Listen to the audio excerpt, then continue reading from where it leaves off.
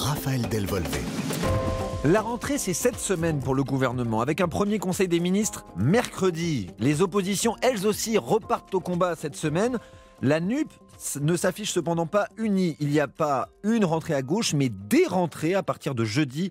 La France Insoumise du côté de Valence, les communistes du côté de Strasbourg, le Parti Socialiste à Blois et Europe Écologie Les Verts à Grenoble. Et c'est un peu un concours à qui aura le meilleur rassemblement. La France Insoumise a déjà gagné, en tout cas sur le papier, de nombreux intellectuels, artistes, députés de la France Insoumise, mais aussi d'opposition sont au programme. Jean-Luc Mélenchon sera là, évidemment, lui aussi. Que cherche à faire la France Insoumise? Écraser la concurrence, prendre le leadership de l'opposition à gauche. Nous en parlons avec l'une des figures d'LFI, l'eurodéputée Manon Aubry. Bonsoir. Bonsoir. Alors, lorsque l'on va sur le site des Amphis 2022, il n'y a presque pas trace d'LFI. Le nom, la France Insoumise, on voit surtout le V de la nouvelle Union populaire écologique et sociale, la NUP. En gros, le message, c'est quoi? C'est que les amphis, c'est la rentrée de la NUP et qu'en fait, la NUP, c'est la LFI, quoi. Je vais me permettre, en toute amitié, de vous corriger sur une première chose. C'est que c'est une rentrée collective, bien plus que ce que vous ne le pensez. C'est volontaire qu'en fait, que ça ait lieu le même week-end. Et en fait, il va y avoir des temps communs à la NUP dans chacune de ces universités d'été. C'est normal, on est des formations politiques qui ont fait campagne pour les présidentielles séparément. Donc c'est normal qu'il y ait un temps à la fin de l'été où on se retrouve avec nos militants. Mais il y aura d'abord et avant tout des temps communs. Moi, je serai présente aux universités d'été, aux journées des écologistes aussi à Grenoble, jeudi, où j'interviendrai dans un temps de plénière, de NUP, pour réfléchir à nos combats communs à venir. Il va y en avoir plein à la rentrée, que ce soit contre la vie chère pour augmenter les salaires, que ce soit contre la réforme des retraites, que ce soit aussi pour faire face au chaos climatique actuel, pour taxer les super profits, tous ces combats communs qu'on a menés ensemble, à la fois dans le cadre de la campagne électorale pour législative, mais aussi à l'Assemblée nationale au mois de juillet dernier, mais aussi qu'on mène à bas bruit au Parlement européen, déjà depuis 2 ans ensemble. On va continuer à les mener et c'est une rentrée combative où, en fait, on prend le meilleur de chacune des 4 forces politiques. Votre rassemblement est de loin le plus impressionnant quand même. Quand on va sur les sites internet, j'invite les auditeurs à le faire. Merci pour le compliment. D'eux-mêmes. Non mais, merci. En toute objectivité. Après, je peux vous expliquer la démarche qui a été la nôtre. Comment on a construit ces universités d'été? C'est quelque chose qu'on fait chaque année, qu'on agrémente chaque année. C'est d'abord un rassemblement populaire. Vous savez, il y a des gens qui viennent de la France entière et c'est quasiment leurs seules vacances. Ils viennent et c'est même beau à voir. En fait, ils vont au camping juste à côté du site, qui est un site magnifique autour d'un lac. C'est d'abord une fête populaire avec le soir, il y a aussi des temps de concert, il y aura Cali, etc. Et c'est un temps politique aussi, à la fois de formation. Donc il y a vraiment des moments de formation, il y a des temps d'échange, de réflexion, et puis il y a des temps de débat. Avec notamment des ministres du gouvernement qui ont accepté, et je les en remercie, de venir débattre avec nous. La preuve que quand même on n'est pas si en dehors que cela du champ républicain, puisqu'il y a des ministres qui veulent bien débattre avec nous. Nous allons en reparler dans quelques instants. Alors, vous avez parlé de ces conférences, de ces formations, ces débats. Alors, les thèmes ont été soigneusement choisis. Lutte contre le sexisme en politique, défense des services publics, pourquoi la corrida doit être abolie, actualité des luttes antiracistes, planification écologique, LGBT-phobie, enfin lutte contre la LGBT-phobie, révolution féministe. C'est sur ces thèmes que la gauche, la vraie gauche, se régénère ces dernières années. Vous savez, la gauche, elle se régénère sur les 650 propositions de la NUP, donc je n'aurai pas le temps là, de toutes les faire. Mais je crois qu'elle... Non, mais vous voyez ce que je veux dire. Je ne suis pas sûre de savoir où vous voulez en venir. Moi, je pense que les combats qui sont mais les beaucoup nôtres... sur les thèmes sociétaux. En fait, moi, ce qui m'agace, c'est qu'on cherche toujours à opposer les thèmes sociétaux aux thèmes sociaux et aux thèmes écologiques. Et en réalité, il n'y a pas de barrière. Prenez la question féministe, par exemple. Dire qu'il faut revaloriser les salaires des premières de cordée, qui sont souvent les premières de corvée, prenez les femmes de ménage, les aides-soignantes, c'est un combat féministe, sociétal, et un combat social, puisqu'il s'agit de revaloriser des salaires de personnes qui sont largement dévalorisées. Le salaire moyen, par exemple, d'une aide à domicile, c'est de 750 € par mois. On ne vit pas en France avec 750 € par mois. Donc ces combats-là, moi je suis très fière que la gauche, notre gauche, la NUP, la porte, et on va continuer à la porter à l'Assemblée nationale, dans la rue, au Parlement européen. On se donne comme perspective l'organisation d'une grande mobilisation contre la vie chère au mois d'octobre prochain, qu'on va organiser avec la NUP, on l'espère avec les syndicats, avec les associations, pour mettre ces sujets-là à l'agenda. Et je ne suis pas sûre qu'il y ait d'opposition. De la même manière, sur les questions écologiques et les questions sociales, je ne pense pas qu'il y ait une opposition à faire quand on sait que les 1% les plus riches sont responsables de 50% des émissions de gaz à effet de serre. Donc moi, j'en ai marre qu'on culpabilise là, les gens qui nous écoutent peut-être en voiture, qui prennent leur voiture pour rentrer chez eux.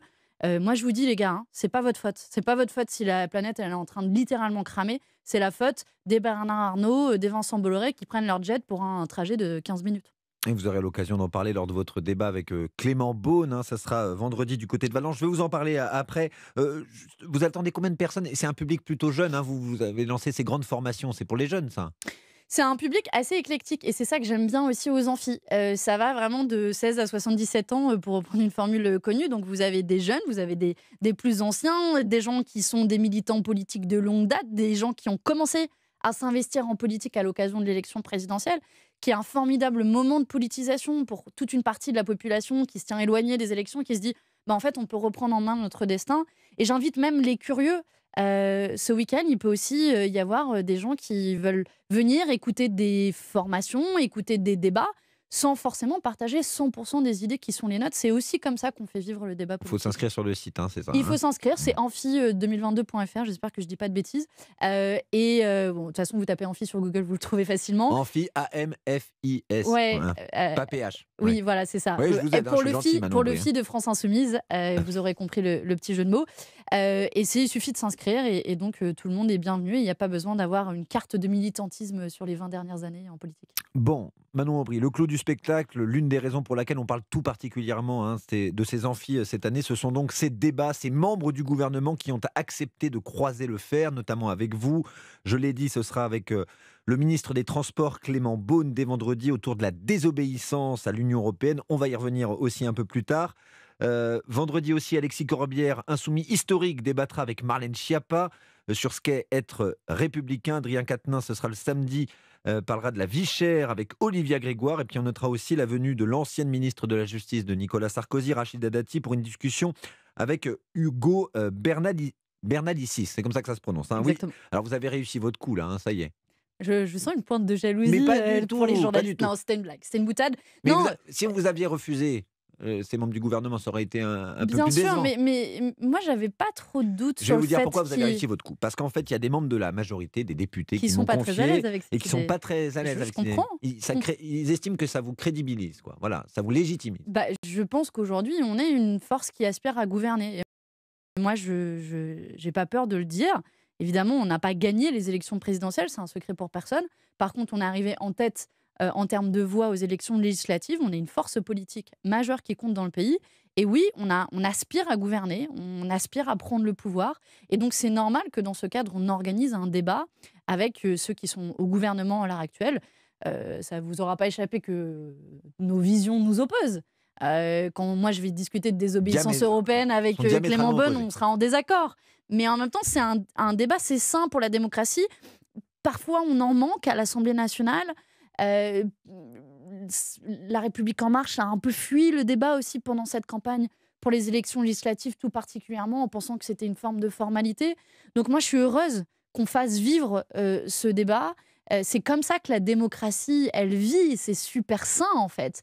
J'espère même que peut-être il y aura des curieux de la République En Marche qui vont venir écouter le débat. Et puis, je ne désespère pas que, de cette manière-là, on convainque aussi à l'extérieur des indécis. Et vous, les journalistes, vous serez les bienvenus. D'ailleurs, ces débats seront animés par des journalistes. Il y aura des petites pancartes, des petites instructions pour ne pas jeter des tomates, pas siffler l'adversaire. Vous connaissez mal les insoumis. Il n'y aura pas de tomates. Je suis curieux de voir à quoi ça va ressembler. C'est pour ça, je vous demande. Mais vous savez, les insoumis, ils ont déjà assisté à plein de débats contre des forces du gouvernement. Donc, moi, je n'ai pas de doute sur le fait que ça va bien se passer. Et surtout qu'il y aura un vrai débat de fond, un vrai contenu. Parce que parfois, nous, on est frustrés. Vous savez, moi, je fais plein de débats à la télé avec des membres du gouvernement ou avec des députés de la République En Marche. Et souvent, finalement, vous avez très peu de temps. C'est essentiellement de l'invective, etc. Là, on a du temps pour faire un vrai débat de fond. Et au moins, ça les poussera à répondre sur le fond. Évidemment qu'on ne sera pas en accord. Peut-être qu'on aura des rares points d'accord. J'ai entendu Clément Beaune qui a dit qu'il était prêt à réguler les jets privés. Nous, on pense qu'il faut se poser la question de l'interdiction, mais voilà une base de débat intéressant et qu'on aura certainement en fin de semaine. Alors ça, c'est une proposition de Julien Bayou, hein, Mhm. le leader d'Europe Écologie Les Verts. Tiens, avec Clément Beaune, vous allez justement parler de la désobéissance à l'Union européenne. Et tiens, je vais faire le lien avec les écologistes parce que j'ai lu, comme vous, hein, l'entretien de Yannick Jadot au journal du dimanche hier. Il dit surtout ne pas vouloir que les Verts soient dissous dans la NUP et rappelle une différence de fond sur la désobéissance. Justement, il dit ne pas être favorable à sortir unilatéralement des règles communes et des politiques européennes. Alors vous me dites que vous êtes tous unis et que tout va bien, mais là, il y a une vraie fracture en réalité, une Vous vraie savez, différence d'approche. Vous savez, moi, j'ai participé à l'équipe de négociation de la NUP et particulièrement, j'ai négocié le programme et ce chapitre sur les questions européennes. Alors, ça nous a valu quelques nuits blanches, mais je pense que ces nuits blanches étaient utiles puisque les journalistes ont tendance à l'oublier, donc je me permets de le rappeler. Dans le programme commun, il y a 650 propositions en commun. Dans ces 650 propositions, il y en a 32 sur lesquelles on a des désaccords historiques, par exemple sur le nucléaire. Vous connaissez nos désaccords entre nous et les communistes, par exemple. Sur la question européenne, et c'est singulier, et je crois que c'est la plus grande force et la plus grande innovation de ce programme commun, en réalité, c'est un programme commun, de la première à la dernière ligne du chapitre sur les questions européennes. Et on reconnaît dans ce chapitre, évidemment, qu'on a une histoire, une relation différente à l'Union européenne, ne serait-ce parce qu'il y a des gens qui ont voté oui au référendum sur le traité constitutionnel européen en 2005, c'est le cas d'une partie d'Europe Écologie Les Verts, et des gens qui ont voté non, c'est le cas de l'immense majorité de la France insoumise. Mais pour autant, on se rejoint sur un certain nombre de combats. On les mène au quotidien au Parlement européen. Moi, je les mène, je suis présidente du groupe de la gauche au Parlement européen, je les mène avec mes camarades d'Europe Écologie Les Verts. Pas plus tard que le mois dernier, au Parlement européen, on s'est battu pour que le gaz, qui est absolument climaticide, ne soit pas considéré comme une énergie verte. Je pourrais vous faire une longue liste. Donc, si vous voulez, je pense qu'aujourd'hui, on a une base de départ commune, qui est Mhm. ce programme, le programme de la NUP, avec un chapitre sur les questions européennes qui est solide. Maintenant, laissons le temps. On a 2 ans avant les prochaines élections européennes, donc ne nous précipitons pas. Moi, j'ai envie de convaincre les amis d'Europe Écologie Les Verts, les militants, les cadres, les élus, de se dire que, en fait, non seulement on a une base politique commune qui est contenue dans ce programme, mais aussi qu'on a l'opportunité d'aller déjouer ce duo qui nous est déjà annoncé entre La République En Marche et le Rassemblement national. Parce que si vous faites les comptes, la gauche, dans son ensemble, a autant d'élus que La République En Marche ou que le Rassemblement national. Et là, c'est une toute autre histoire qui serait écrite si la NUP, ensemble, remportait les élections législatives. Et je crois que c'est un objectif que l'on peut se donner. Et en tout cas, on doit ne pas exclure à ce stade cette hypothèse. Ce serait bien dommage, surtout après l'espoir qui est quand même né dans le peuple de gauche avec ces élections législatives, la création de la NUP. Ce serait dommage de ranger tout ça au placard immédiatement. Alors vous évoquez les élections européennes, c'est vrai, c'est dans 2 ans, c'est dans 2024, mais Europe Écologie Les Verts en parle déjà, hein. C'est également dans l'entretien de Yannick Jadot au journal du dimanche. Les Verts freinent des cas de fer pour ne pas faire cette liste commune, reconduire la NUP pour les élections européennes. Bon, déjà, je ne crois pas que ce soit le cas de l'ensemble des Verts, mais Ah, mais de... si vous avez vu la motion je qui l'ai a vu, récemment été votée au sein d'Europe Écologie Les Verts, vu. parce qu'il y a le congrès en décembre, il parle du joug de la France Je l'ai insoumise. vu. Nous ne voulons pas être sous le joug. Ouais, mais vous voyez bien dans un contexte de congrès comment cette question peut être instrumentalisée. Parce que, de nouveau, si vous échappez un peu du congrès, et je voudrais pas que cette question soit une forme de totem au congrès, charge à chaque formation politique de vivre sa vie interne, et prenons le temps du débat. Et de nouveau, moi je dis qu'il faut qu'on se pose sérieusement autour d'une table avec nos partenaires d'Europe Écologie Les Verts, mais c'est pas les seuls d'ailleurs, hein, avec le Parti Socialiste qui ne ferme pas la porte à une liste commune et le Parti Communiste, et qu'on se dise, ok, notre point de départ, c'est ce chapitre sur les questions européennes, qui était notre point d'accord au mois de juin 2022. Qu'est-ce qui justifierait que nous sommes d'accord au mois de juin 2022 et que nous sommes en désaccord au mois de juin 2024 à l'occasion des élections européennes? Voyons, approfondissons, posons-nous ces questions-là sans exclure d'hypothèses. Et moi, je suis très vigilante à pas mettre la pression, à pas lancer d'invectives ou autre. Vous savez, la NUP, ça s'est créé en un temps record, c'est 12 jours et 12 nuits. Je crois qu'on a fait des choses quand même assez incroyables en peu de temps. Là, on a plus de temps, ça nous laisse le temps d'y travailler sérieusement, d'élaborer les hypothèses, de trouver à chacun sa place et aussi d'essayer d'impliquer le plus grand nombre des militants de gauche, que ce soit les militants d'Europe Écologie Les Verts, mais aussi des autres formations politiques. C'est ça aussi qui est né avec la NUP au mois de juin. Moi, ce que j'ai vu sur le terrain, c'est que ces campagnes, elles ont été menées en commun. J'ai plein de circonscriptions en tête, à Strasbourg, à Guingamp ou ailleurs, où nos militants qui se connaissaient pas toujours très bien, en fait, ont travaillé ensemble, ils ont Mmh. fait campagne ensemble, ils ont appris à utiliser le meilleur de chacune des forces politiques. Eh bien, peut-être que ça a vocation, je pense, à s'inscrire dans la durée. En tout cas, moi, je souhaite qu'on y travaille et je serai une force d'impulsion pour initier ce dialogue dans le respect de chacun dans les mois qui viennent. Et vous passerez voir Europe Écologie Les Verts à Grenoble, hein. Jeudi, j'y serai précisément pour débattre de l'avenir de la NUP. Et je pense que c'est un débat qui est sain entre nous, mais surtout pour se donner la perspective des batailles communes là, dans les mois à venir. Et au niveau social, ce serait important. Qui de vous, de la France Insoumise et d'Europe Écologie Les Verts, incarne le mieux l'écologie à la française aujourd'hui? Je pense qu'on l'incarne collectivement et c'est ça notre force. Par exemple, la France Insoumise a mis en circulation cette idée de planification écologique, qui a même été reprise jusqu'à Emmanuel Macron. Je ne sais pas si c'est une forme pour valider ce concept, mais toujours est-il que cette idée de planifier, organiser, on voit avec le chaos climatique auquel on a fait face cet été, qu'on ne peut plus faire comme si de rien n'était, se voiler la face et du jour au lendemain improviser. Eh bien, je pense que c'est une des forces de la France insoumise et d'amener la dimension sociale. Europe Écologie Les Verts, c'est une force historique de l'écologie, qui est une force qui a milité notamment pour la sortie du nucléaire, qui a lancé l'alerte. On se souvient tous d'un candidat à l'élection présidentielle qui est venu avec un verre d'eau et qui a dit que ce serait une denrée rare. C'était en 1900, dans les années 70. 40 ans plus tard, on voit à quel point l'eau est une denrée rare et on a une centaine de communes qui ont été privées d'eau potable cet été. Donc je pense que, de nouveau, c'est la meilleure des forces, à la fois d'Europe Écologie Les Verts, de la France Insoumise, mais j'oublie pas aussi nos autres partenaires de la NUP.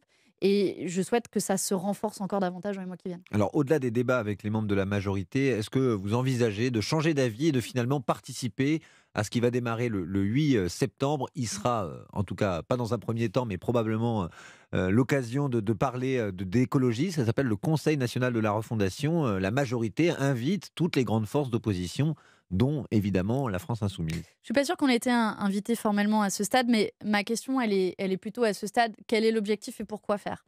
Ce qu'on connaît d'Emmanuel Macron en termes de grands débats et d'ouverture, moi, la dernière expérience en Peut-être date, que vous allez c'était... apprécier votre débat avec Clément Beaune et changer d'avis, c'est ça, Mais hein? j'apprécie toujours les débats. Donc moi, je participe à n'importe quel débat auquel on m'invite. La question maintenant, c'est quel est le niveau d'attente qui doit être le nôtre. La dernière expérience qu'on a eue, c'est la Convention citoyenne pour le climat. Emmanuel Macron qui lance ce grand raout, qui invite des citoyens tirés au sort, en sort 150 propositions, dont une énorme majorité est tout simplement jetée à la poubelle. Et si on avait mis en place d'ailleurs une grande partie de ces propositions, certainement qu'on n'en serait pas là dans le chaos climatique dans lequel nous nous trouvons et a fortiori dans les années qui viennent. Donc si c'est pour refaire le même exercice de communication sans qu'il y ait aucune conclusion qui en soit tirée et mise en œuvre, à quoi bon? À quoi bon? Et charge au président de la République de donner des gages sur sa volonté de véritablement inclure les oppositions et les propositions qui en sont faites. Permettez-moi de vous dire quand même qu'à l'Assemblée nationale, au mois de juillet, on n'a pas eu beaucoup de preuves de cette volonté d'inclure les oppositions. Merci Merci à Manon vous. Aubry, eurodéputée la France Insoumise. Si vous voulez la voir, ce sera vendredi du Valence. côté de Valence avec Clément Beaune, donc sur la désobéissance à l'Union européenne. C'est le thème de votre débat. Ce sera à suivre évidemment sur les réseaux sociaux aussi, je Évidemment, suppose. et toutes les vidéos des universités d'été seront à retrouver en ligne sur le site des Amphis. Séquence forte à prévoir. Merci beaucoup Merci à vous. Manon Aubry.